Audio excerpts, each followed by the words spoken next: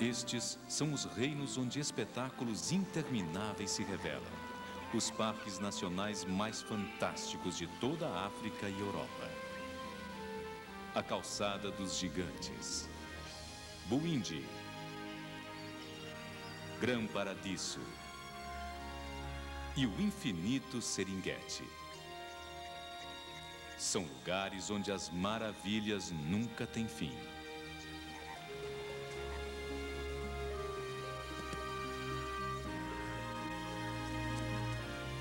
Das misteriosas formações rochosas da Calçada dos Gigantes aos dóceis gorilas de Bwindi.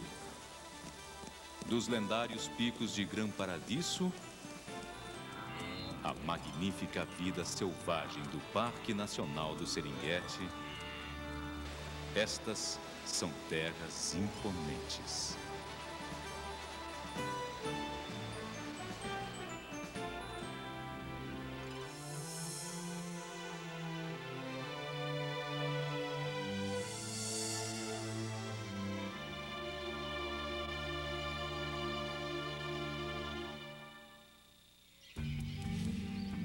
No leste do continente africano, em Uganda, o primata mais extraordinário do mundo vive em um surpreendente santuário.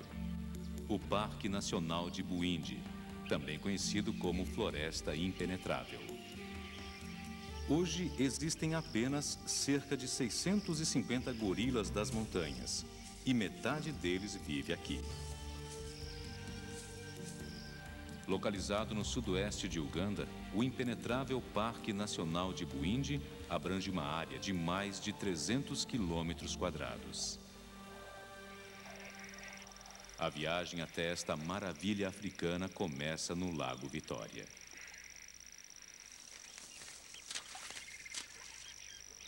O hipopótamo é o rei do lago. Estes gigantes, de 6 toneladas, se alimentam das plantas aquáticas existentes no lago. Águias pescadoras examinam as áreas rasas de pontos de observação privilegiados. Magníficos grous coroados se alimentam às margens do lago. E pelos pântanos de papiro vagam bicos de tamanco de 1,20 m de altura.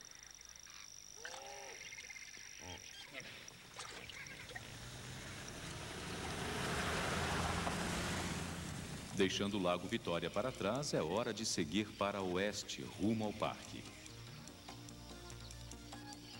Bananais acompanham a estrada que leva da capital, Kampala, a Bwindi, o primeiro parque nacional de Uganda.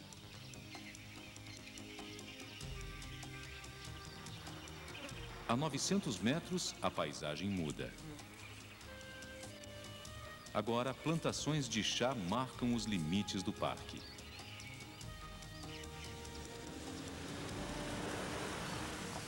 Ao fim do dia, cruzamos o enevoado portão de entrada do parque em Bahoma. Precisamos dormir bem, pois amanhã partiremos à procura do gorila das montanhas.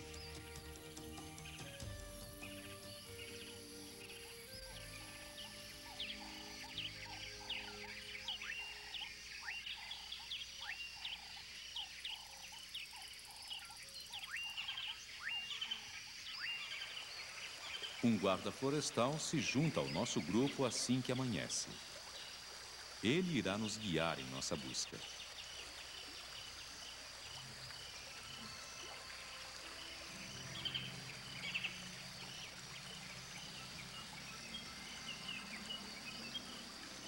Começamos por uma trilha próxima ao rio Katengeri. Um mundo encantado, repleto de matizes verdes suaves.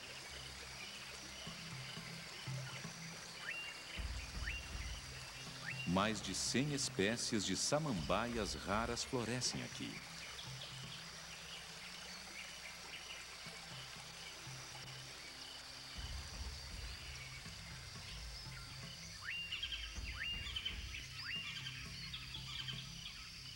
Videiras grossas como jiboias crescem em direção ao céu. enquanto águas cristalinas formam cascatas nos declives de Bwindi.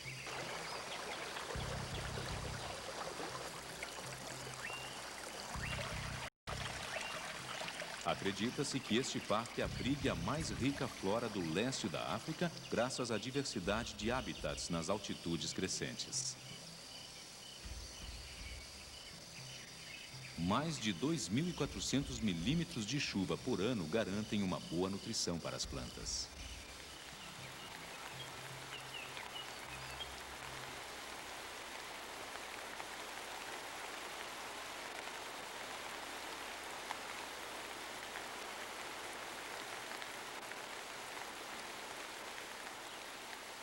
Bwindi não é apenas um santuário botânico.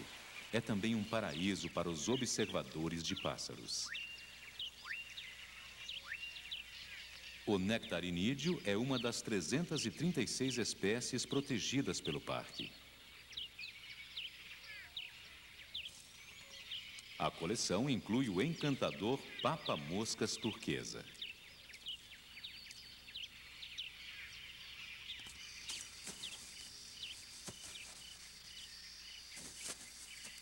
À medida que continuamos nossa busca pelo gorila das montanhas e alcançamos partes mais altas do parque, logo fica óbvio por que Bwindi é chamado de impenetrável.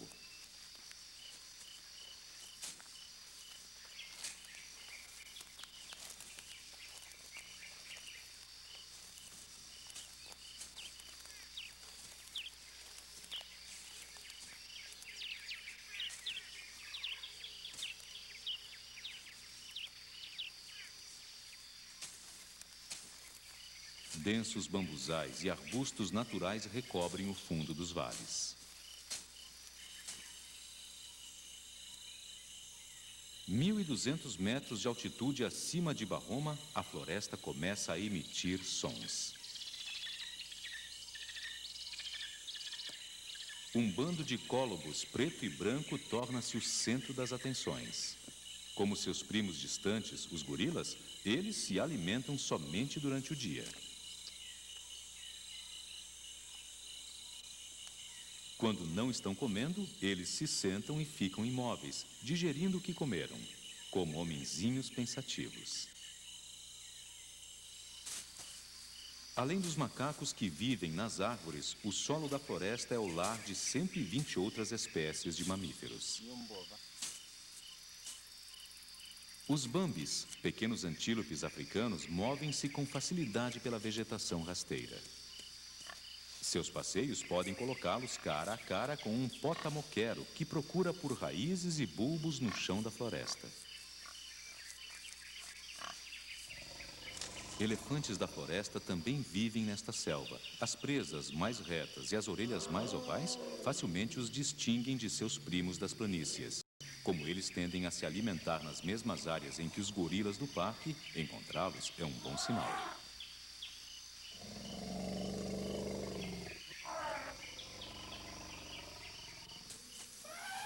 Na área central do quadrante sudoeste de Bwindi, encontramos fortes evidências de que estamos no caminho certo e de que os gorilas estão por perto. É a Vallisneria, cortada ao meio e completamente mastigada.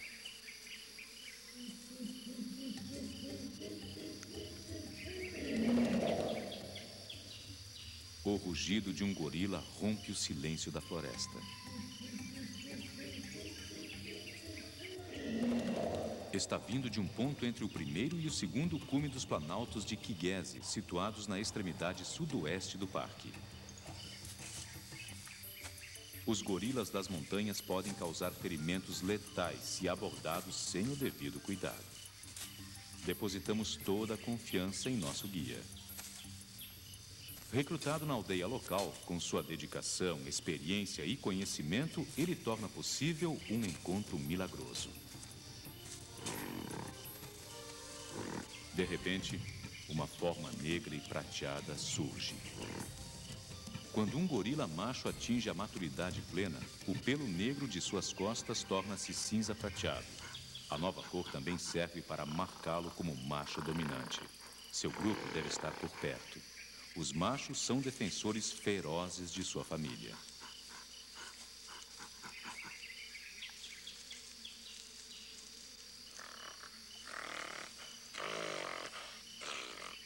Apesar de ser dócil com o grupo, este macho de 35 anos e mais de 200 quilos lutará até a morte para protegê-los. Um golpe de sua pata de 30 centímetros pode facilmente matar um macho rival.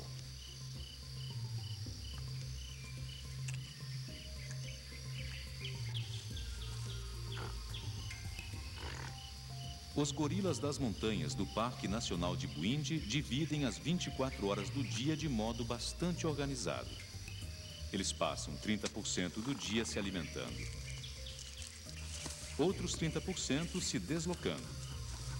E nos 40% restantes, eles descansam. Sempre que podem, os filhotes preferem passar o dia brincando.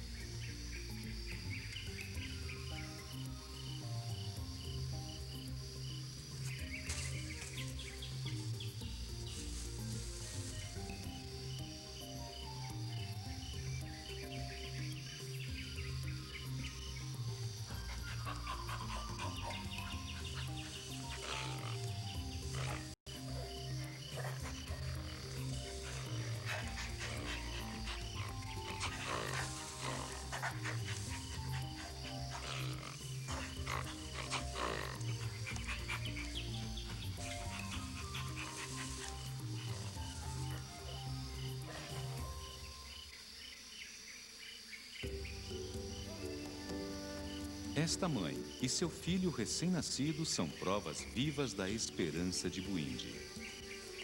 Os gorilas das planícies conseguem sobreviver em zoológicos, ao passo que os gorilas das montanhas existem apenas em santuários como Bwindi. Hoje, o mundo pode compartilhar da alegria de ficar frente a frente com estas criaturas maravilhosas, aqui, no impenetrável Parque Nacional de Bwindi.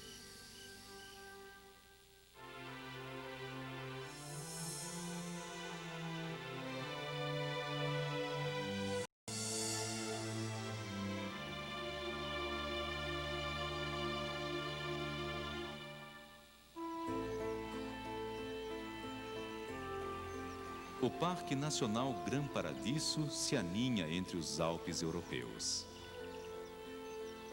É um lugar onde vales exuberantes e céus de arco-íris formam nosso espírito. E flores alpinas emergem da neve brilhante.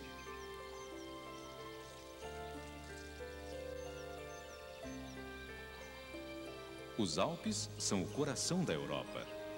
Mas é em Gran Paradiso que encontramos sua alma.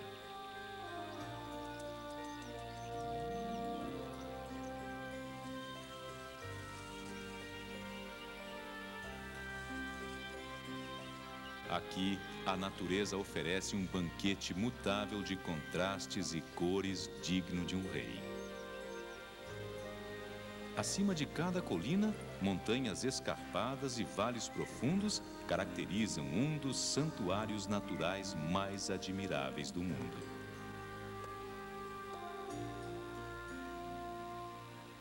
Os limites de Gran Paradiso abrangem 700 quilômetros quadrados de cumes cobertos de neve. O parque está localizado na extremidade sudoeste dos Alpes, ao longo da fronteira entre a Itália e a França. A poderosa montanha Gran Paradiso eleva-se a quase 4.000 metros de altitude. –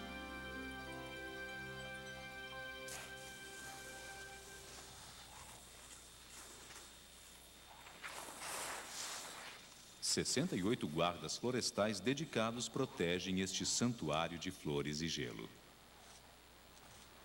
Eles sabem que a grandiosidade de Paradiso possui um outro lado.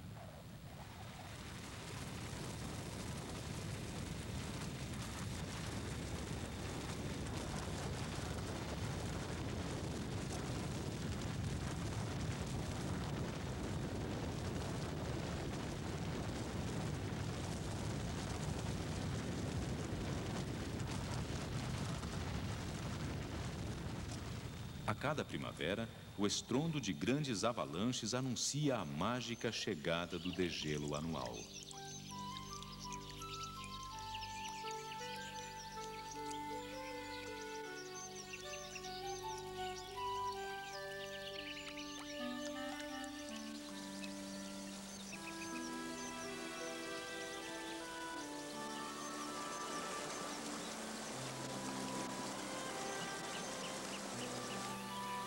Na região leste do parque, a neve derretida abastece uma cachoeira extraordinária chamada de a Cascata que Desaparece. Por causa do vertedouro estreito e da longa descida, as águas que caem parecem desaparecer antes de chegar ao solo. No vale central de Con, o coração do parque, os alerces explodem em botões carmesim. Cerca de 250 espécies de plantas alpinas chegam à sua mais bela forma.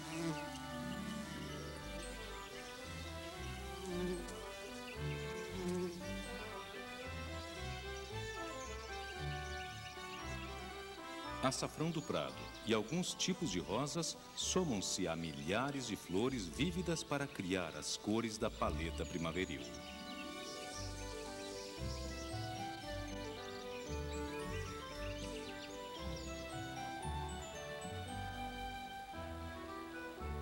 Em uma estação gloriosa, este mundo de cumes nevados e montanhas bem delineadas deixa cair seu véu invernal.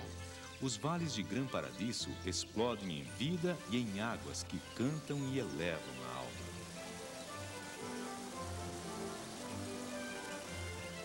No século XIX, uma série de caminhos imponentes foram construídos por todo o parque. Atualmente, eles estão entre os mais belos dos Alpes.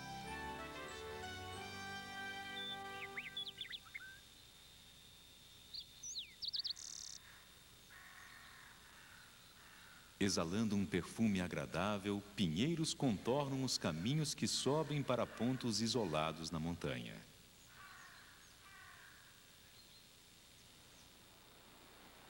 Construído abaixo de um declive da montanha, em um local chamado Orvielle, há um albergue de caça.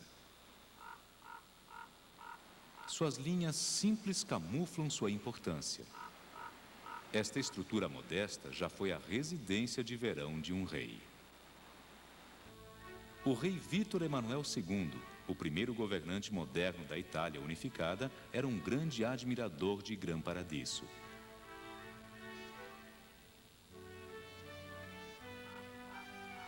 O rei gostava tanto do lugar que passava longas temporadas no albergue. Para manter a comunicação, uma linha telegráfica foi levada até o albergue. Durante várias semanas, o rei governou o país através de um fio daqui, de sua querida Gran Paradiso. Ele compartilhou a vista deste ninho de águia com os habitantes selvagens de Gran Paradiso.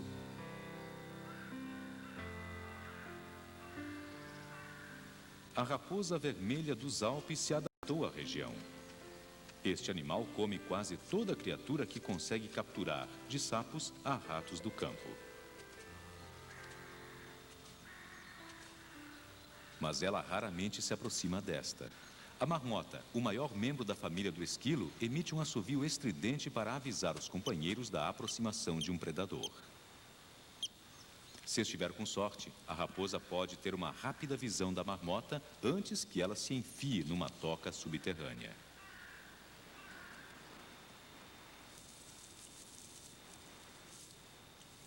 As marmotas também dividem estas montanhas escarpadas com ágeis escaladoras chamadas camursas. Estas criaturas de andar seguro são encontradas somente nas altas montanhas da Europa e da Ásia Ocidental. Os machos adultos pesam pouco mais de 35 quilos. Membro da família dos antílopes, a camurça consegue atravessar desfiladeiros com facilidade.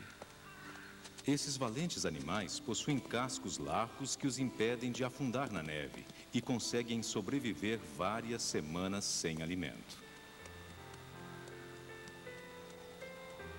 Acima de Noasca, a entrada sul do parque, a região dos contrafortes do Parque Nacional Gran Paradiso é ocupada por uma série de aldeias abandonadas.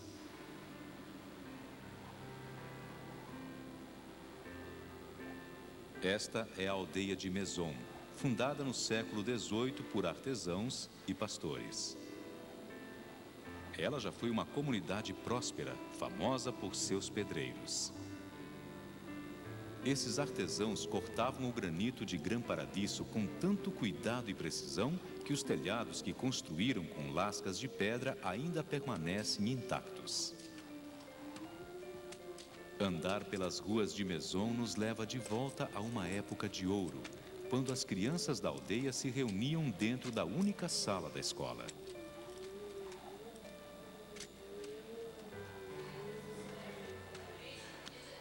Aqui, as paredes parecem ecoar as vozes dos alunos e o som do giz no quadro negro.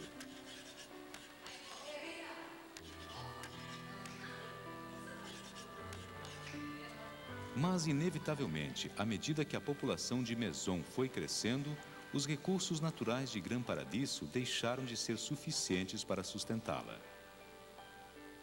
O tempo também estava se esgotando para o cabrito maltês, um animal muito querido pelos italianos. Este senhor das montanhas vive em grandes altitudes e se alimenta de grama e líquens. Durante os meses de inverno, eles descem os declives para evitar a neve espessa.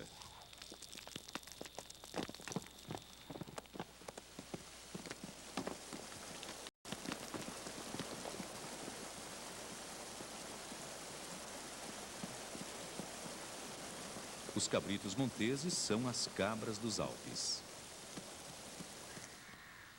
Os chifres dos machos podem medir até 90 centímetros, a coroa perfeita para um monarca alpino.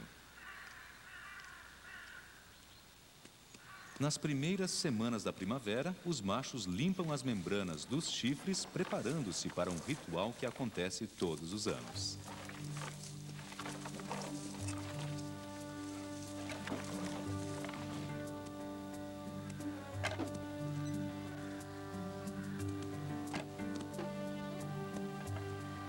Os jovens machos começam a treinar para os combates. Os jovens travarão este combate a sério, como adultos.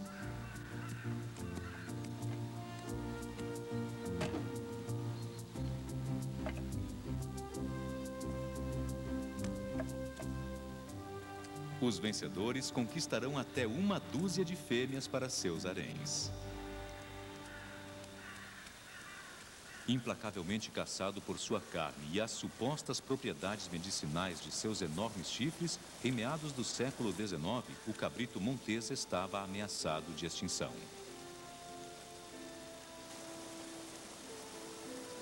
Foi o rei Vítor Emanuel II que salvou a espécie.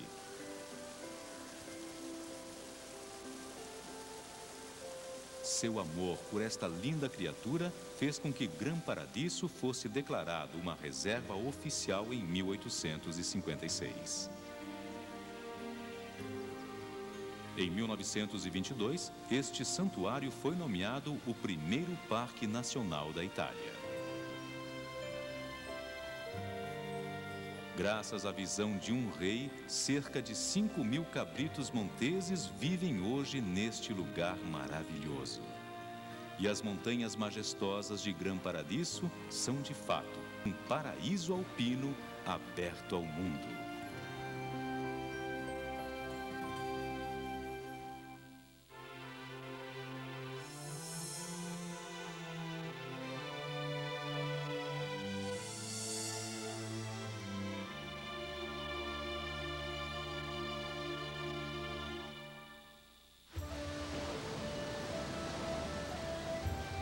Açoitado por mares varridos pelos ventos, este é o lugar mais encantado da Irlanda do Norte.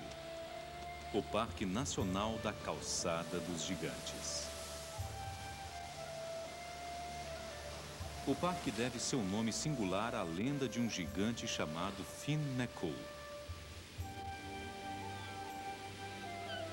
Segundo o folclore irlandês, as fortalezas formadas por antigas rochas basálticas foram criadas por Finn como uma obra de amor. Diz a lenda que ele construiu 3 caminhos, ou calçadas, com rochas geometricamente estruturadas, pedra por pedra.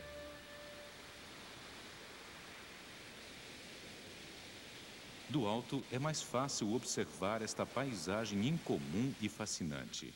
Algumas das pedras são hexagonais, outras possuem 4, 5 ou até 9 lados. A calçada principal, chamada de Favo de Mel, estende-se por centenas de metros antes de desaparecer sob o mar. O que são estas pedras fantásticas? Conta a lenda celta que Finn McCool construiu esta calçada através do mar para trazer sua amada da Escócia para a Irlanda. Esta formação de 3 andares é conhecida como harpa. Talvez Finn cortejasse sua noiva tocando estas cordas de pedra.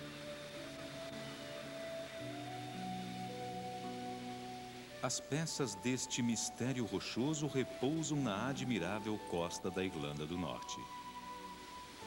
A calçada dos gigantes situa-se na região de Antrim, mágica colcha de retalhos feita de trevos, rochas e água.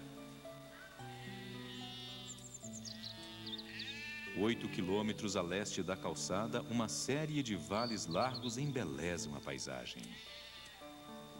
Tombando no Atlântico, Glen Erith, o maior dos vales, representa a impressionante beleza da Irlanda do Norte. Correm por ele 2 rios deslumbrantes, o Inver e o Glen Erith. Eles serpenteiam por uma série de gargantas sinuosas e rochosas. Aqui prospera uma floresta de musgos macios e samambaias delicadas. E à medida que rolam em direção à calçada dos gigantes e ao mar, as águas caem como notas da harpa do gigante em grande estilo irlandês.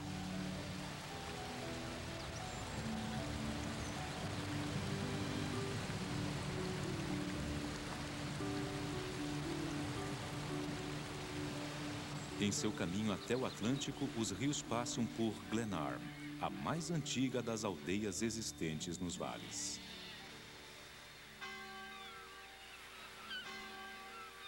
Neste cemitério, encontram-se as sepulturas de alguns viajantes do mar. Pescadores que zarpavam de portos como Ballintoy, indicado desde o século XIX. Sinais da generosidade do oceano embelezam o litoral a leste da calçada em Port Ballantry. Cormorões solitários secam suas asas após longos mergulhos à procura de peixes. O eider é o maior pato mergulhador da Irlanda. Artesãos irlandeses utilizavam a penugem marrom das fêmeas como alimento de colchas. Atrás da arrebentação, algas marinhas brilhantes brotam nas piscinas de maré. Aqui também se encontram cracas e lapas de todos os formatos. Elas compartilham as cavidades salgadas com uma grande quantidade de criaturas mais ativas.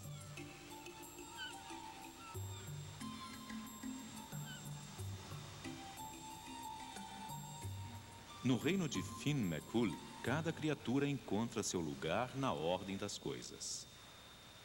Mas talvez haja uma outra história menos romântica sobre estas formações gigantescas. Não uma história de amor, mas de caos.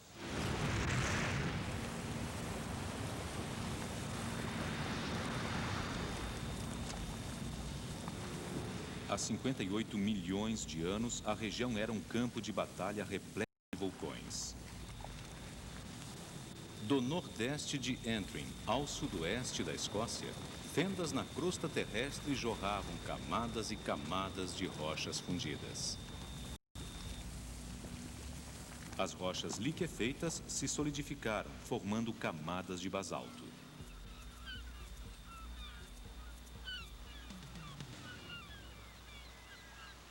Da camada de lava mais recente emergiram as misteriosas colunas da calçada. Como velas de pedra, erguem-se sobre um bolo de camadas geológicas. Milhares e milhares delas formam as faces retorcidas dos penhascos. O imaginário celta se apoderou desses milagres naturais e tornou-os propriedade de Finn McCool.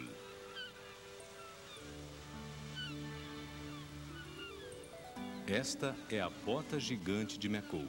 Na verdade, um bloco de lava de 2 toneladas. E há uma explicação ainda mais realista para os gigantescos caminhos em forma de favo de mel. Eles se formaram a partir de lagos de rocha líquida. À medida que esfriava, a lava rachava, criando formas geométricas. Próximo a uma estrutura chamada Portão do Gigante, a transformação secreta de superfícies hexagonais em colunas é revelada. Quando as camadas de lava esfriaram, rachaduras verticais se abriram para baixo, formando ângulos retos com a superfície resfriada. Muitas das fissuras foram profundas o bastante para formar as colunas vistas hoje.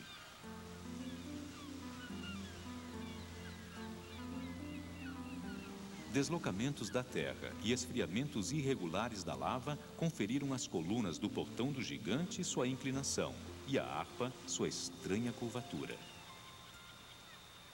Acima da harpa aparecem formações fenomenais. Moldadas pela ação erosiva do vento, da água e do gelo, os chapéus das chaminés são, na verdade, colunas de basalto isoladas dos penhascos vizinhos.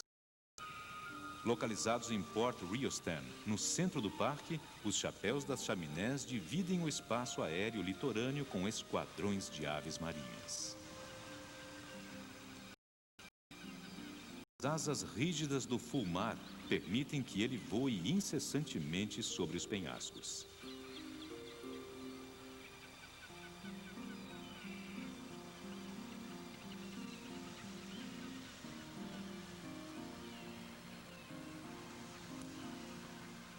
Os pássaros se instalam confortavelmente em seus ninhos construídos nos penhascos até o fim da temporada de reprodução. E então desaparecem no Atlântico como notas emitidas pela harpa do gigante. Os maiores voadores da calçada dos gigantes são os falcões peregrinos. São os animais mais rápidos do mundo e mergulham em direção à presa a velocidades de até 320 km por hora.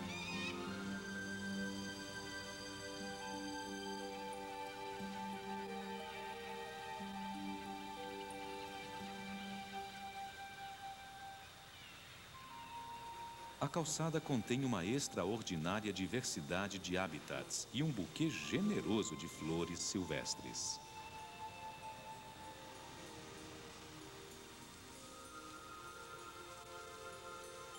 Tomilho e erva coalheira, campânulas, arméria marinha e samambaias florescem neste jardim rochoso.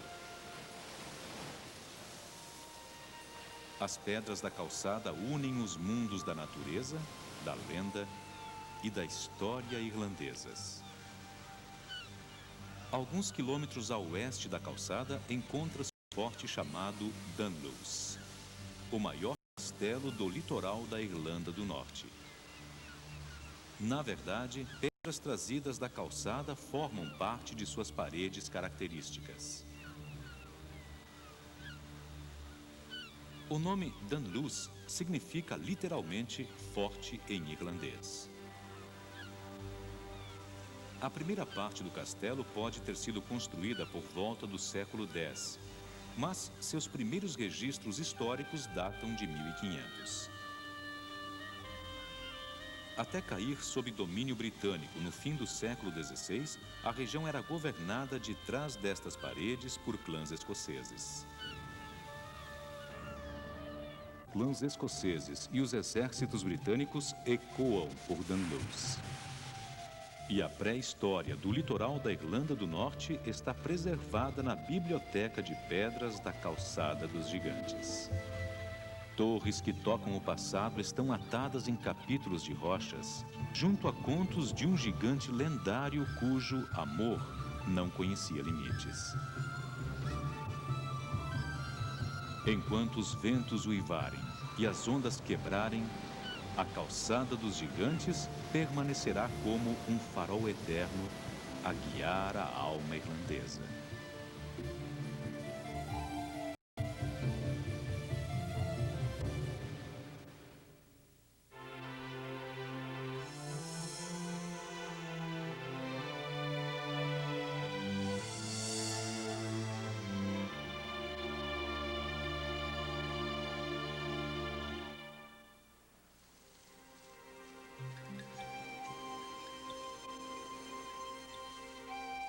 No interior das planícies africanas, encontra-se o Parque Nacional do Serengeti.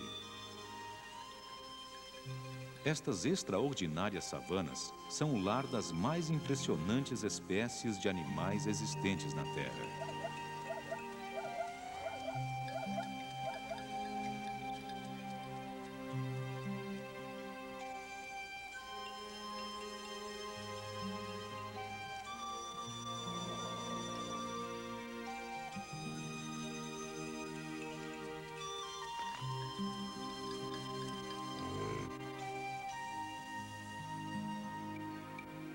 E um dos atores mais importantes desta produção eterna é o gnu. Todos os anos, centenas de milhares destes herbívoros embarcam em uma migração espetacular em busca de novas pastagens. Da misteriosa cratera chamada Ngorongoro, eles adentram o vasto Serengeti. Dirigindo-se para o norte, eles passam por enigmáticas formações rochosas onde predadores armam emboscadas. Sua odisseia rumo aos ricos pastos do sul do Quênia termina na travessia mortal de um rio violento. O Parque Nacional do Serengeti cobre uma área de mais de 14.000 quilômetros quadrados. Ao norte, faz fronteira com a reserva de Masai Mara, no Quênia. Ao sul, encontra-se a chave para compreender as maravilhas do Serengeti, a cratera de Ngorongoro. Os pastos do Serengeti literalmente se erguem de suas cinzas. Há 2,5 milhões de anos, Ngorongoro, uma montanha vulcânica, desmoronou, transformando-se em uma cratera de cerca de 13 quilômetros de largura. Sua borda está a mais de 1.800 metros acima do nível do mar. A Mãe Natureza aproveitou ao máximo o rico solo vulcânico de Ngorongoro. Hoje, a cratera abriga uma incrível variedade de plantas e animais. Da árvore da febre amarela, brotam espinhos que a protegem durante os primeiros anos de crescimento. À sua sombra, um bando de macacos vervets se alimentam de capim e insetos. E grandes aves estão por toda parte. As cegonhas gigantes do Senegal chegam a ter mais de 1,5 metro de altura. E um marabu procura sapos. A cratera é um mundo de cores, contrastes e coexistência. Antílopes de espáduas altas, chamados congones, misturam-se a grous coroados. No Lago Magadi, flamingos africanos se alimentam de algas azul turquesa. Sem essa alimentação à base de plâncton, sua famosa plumagem cor-de-rosa desbotaria.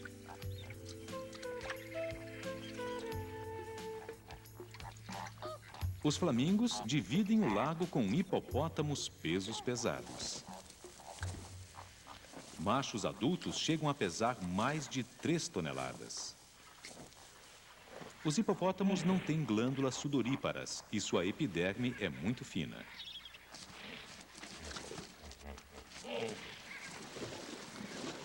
Se não se molharem regularmente, desidratam muito mais rápido do que outros mamíferos do Serengeti. Os hipopótamos são muito mais perigosos do que aparentam. As mandíbulas de um macho são fortes e largas o bastante para partir em dois um crocodilo de quase 3 metros.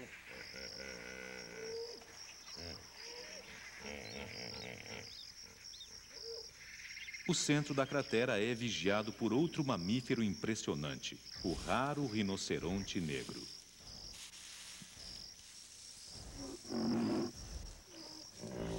Este macho, de mais de 3 metros, pesa 3,5 toneladas.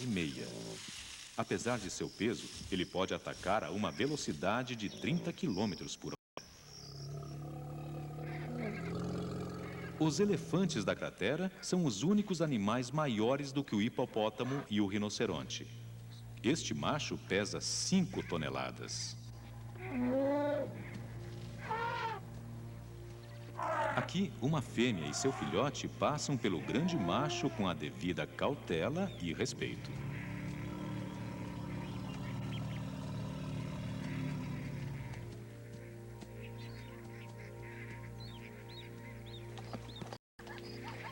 Grandes rebanhos de zebras vagam pela cratera.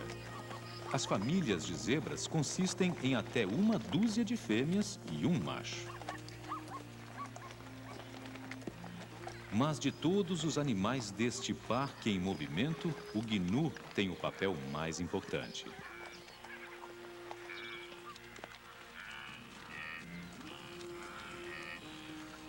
Enormes rebanhos se reproduzem aqui na cratera. O gnu engole mais capim de uma só vez do que praticamente qualquer outro animal do gênero. Os gnus esgotam os pastos rapidamente e têm de migrar todos os anos, ou acabam morrendo. Em maio, quando a estação das secas começa, eles se juntam aos enormes rebanhos de zebras e partem em uma migração através do Serengeti. Da cratera de Ngorongoro, os rebanhos seguem em direção às extensas planícies de pastos que dominam a região sul do parque.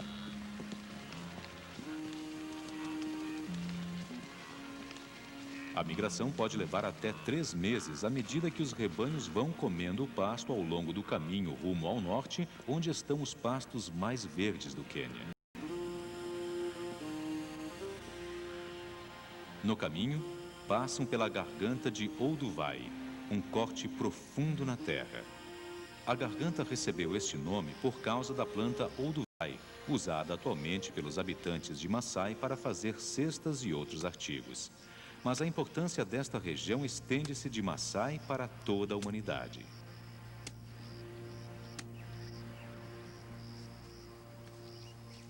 Em 1959, bem abaixo desta garganta, a arqueóloga Mary Leakey descobriu os restos do mais antigo ancestral do homem, o Homo erectus. A descoberta revolucionou nosso entendimento da evolução humana.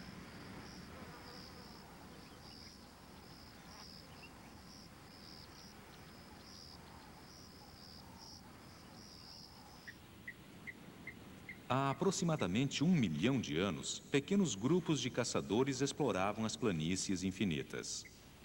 Os descendentes de animais vistos há milhões de anos ainda hoje habitam o Serengeti.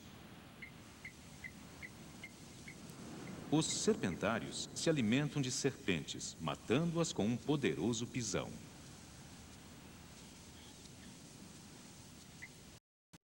O bustar do cori é a ave mais pesada da África, mas apesar de seus mais de 11 quilos, ele consegue voar.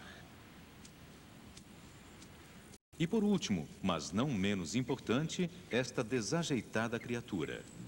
O avestruz é a maior ave do mundo. As poderosas asas da fêmea são muito úteis nos elaborados rituais de acasalamento.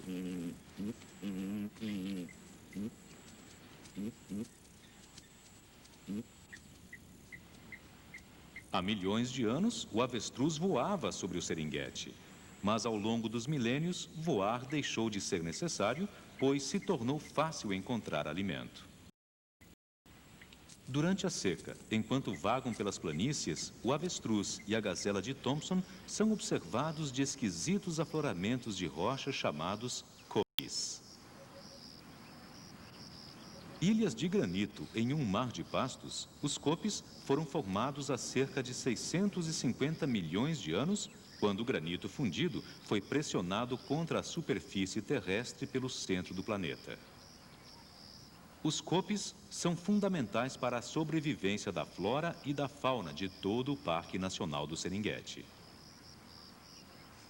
Víboras arietes e outras cobras mortíferas mantêm-se frescas nas fendas das rochas, assim como o colorido lagarto.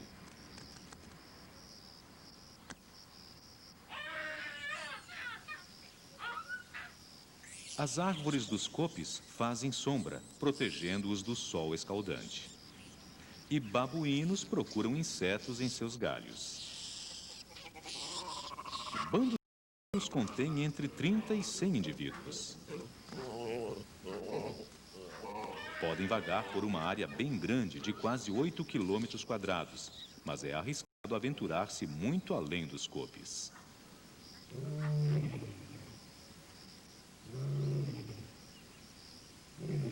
Os leões dominam o parque. Milhares desses predadores estão espalhados por todo o Serengeti. Durante a seca, casais de leões se acasalam nas áreas cobertas de árvores ao norte das planícies.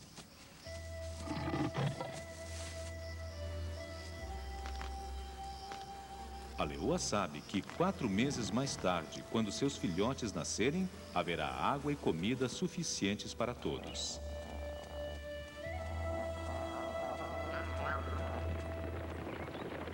Animais herbívoros, presas naturais dos carnívoros, estão da parte.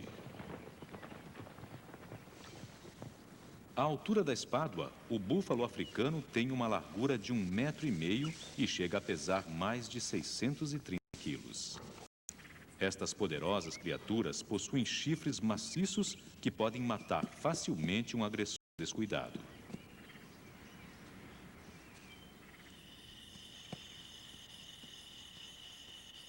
Sabe-se que os leões caçam girafas.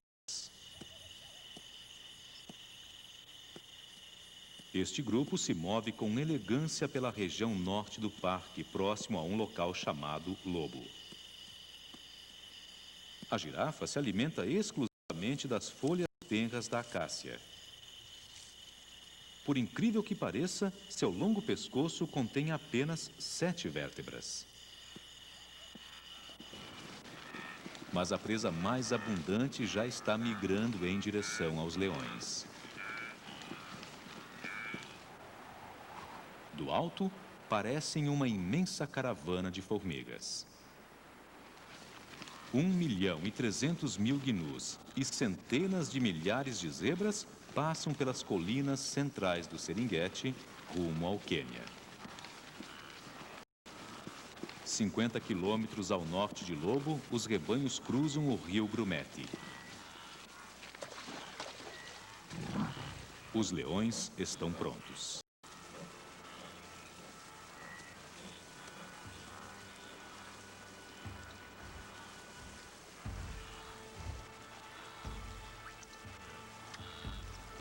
Uma fêmea grande se aproxima de um bando de zebras.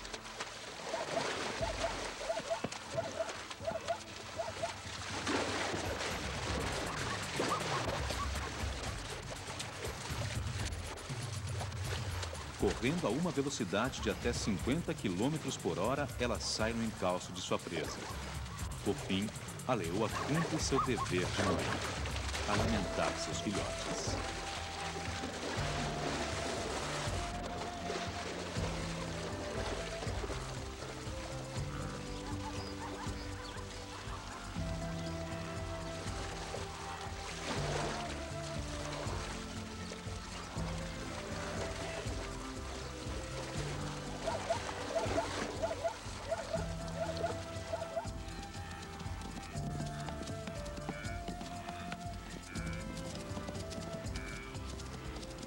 Quando os rebanhos passam por um local chamado Kogatende, próximo à fronteira do Quênia, é a vez de os gnus serem atacados.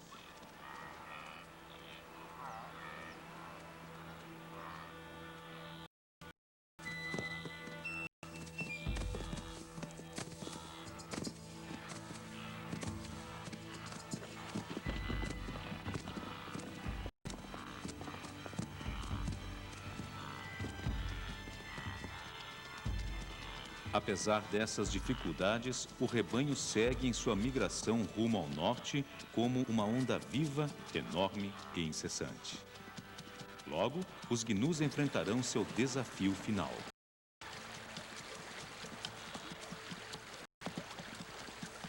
O rio Mara está situado entre os pastos secos da região norte do Serengeti e as férteis pastagens do Quênia. Rebanhos gigantescos, totalizando dezenas de milhares de gnus, aglomeram-se nas margens do Mara. Do outro lado do rio, um oceano de pastos verdes. Por todos os lados, crocodilos famintos esperam em uma emboscada.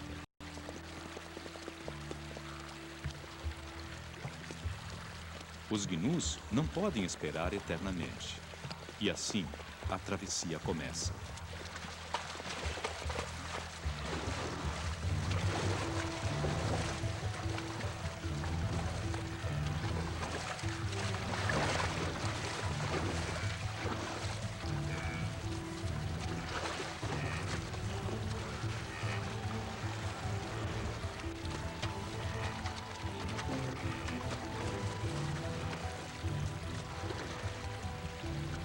Durante várias semanas, mais de 1 milhão de gnus e incontáveis zebras cruzam o rio em direção ao Quênia.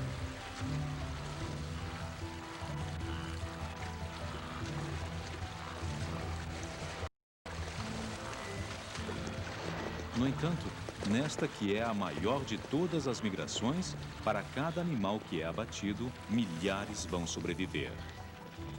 Esta é a lei permanente de um lugar maravilhoso e indomado. Quando o sol se põe sobre este refúgio inconquistado, com sua imensidão de movimentos infinitos, os eternos sons do Serengeti ecoam pelas planícies.